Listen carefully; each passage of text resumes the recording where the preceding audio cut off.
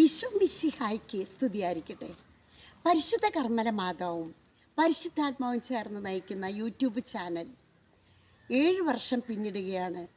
കർത്താവിൻ്റെ സ്നേഹം വളരെയേറെ അനുഭവിച്ചുകൊണ്ട് തന്നെ കർത്താവ് പരിപാലിക്കുന്നത്, കർത്താവാണ് എൻ്റെ ഇടയൻ, എനിക്കൊന്നിനും കുറവ് വന്നിട്ടില്ല പ്രിയപ്പെട്ടവരെ. ആ ഒരു സ്നേഹം പിന്തുടരുന്നത് കൊണ്ട് കർത്താവിനോടുള്ള സ്നേഹം, കർത്താവിന് എന്നോടുള്ള സ്നേഹം ഒരുപാട് വലുതാണ്.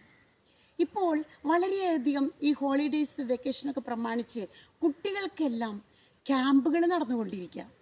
അപ്പോൾ നമ്മൾ ഈ മിഷൻ പ്രദേശങ്ങളിൽ പോയപ്പോൾ കുർബാനയൊക്കെ മൊബൈലിൽ കാണുന്ന വളരെ സങ്കടകരമായ ശോചനീയമായ കാഴ്ച കണ്ടു സിസ്റ്റർ. എല്ലാവരും മൊബൈലിൽ കുർബാന കാണുക. കൊറോണയായിട്ടല്ല, വൈദികരില്ലായ്മ, പള്ളികൾ വില്ലേജുകളിലില്ലായ്മ, അവിടേക്ക് വൈദികർക്ക് ഓടിയെത്താൻ സാധിക്കുന്നില്ല. അപ്പോൾ നമ്മൾ ഈ കുട്ടികളെ കാണുമ്പോൾ 10ാം ക്ലാസ്, +1, +2 ഒക്കെ കാണുമ്പോൾ, മോനെ ഒന്ന് അച്ഛനാവേണ്ട കാര്യങ്ങൾ പറഞ്ഞാൽ കുട്ടികൾ നമ്മളെ കാണുമ്പോഴേക്കും ഓടുകയാണ്. ഈ കാലഘട്ടത്തിൽ ക്യാമ്പിനൊന്നും വിളിക്കാൻ സാധിക്കുന്നില്ല. ആരെ കണ്ടാലും ബോയ്സിനെ കണ്ട അച്ഛനാവാൻ പറയണത് കാരണം കുർബാന ചൊല്ലാൻ മിഷൻ പ്രദേശങ്ങളിലെ വൈദികരില്ല എന്നുള്ളൊരു സങ്കടമാണ്. അപ്പോൾ ഇതിൻ്റെ ആത്യന്തികമായിട്ട് നിൽക്കുന്നത് തടസ്സമായിട്ടില്ല ഈ ലോകത്തിൻ്റെ ഒരു സുഖം, ഈ ലോകത്തിൻ്റെ സുഖം. അതുകൊണ്ട് അവർക്ക് അതെല്ലാം കൈവെടിഞ്ഞ് വൈദികരാകാൻ മുന്നോട്ട് വരാൻ സാധിക്കുന്നില്ല.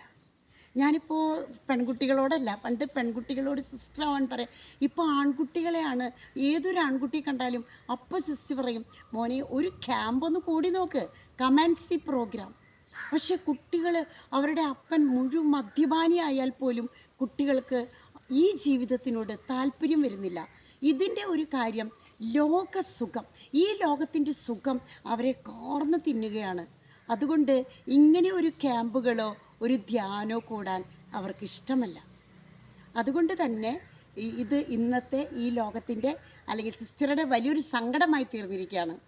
മക്കൾ മുന്നോട്ട് വരണം, യുവാക്കൾ മുന്നോട്ട് വരണം. എല്ലാം ഉപേക്ഷിച്ച് ഈശോയെ അനുഗമിക്കുന്ന കുറേ പേരുണ്ടാകട്ടെ.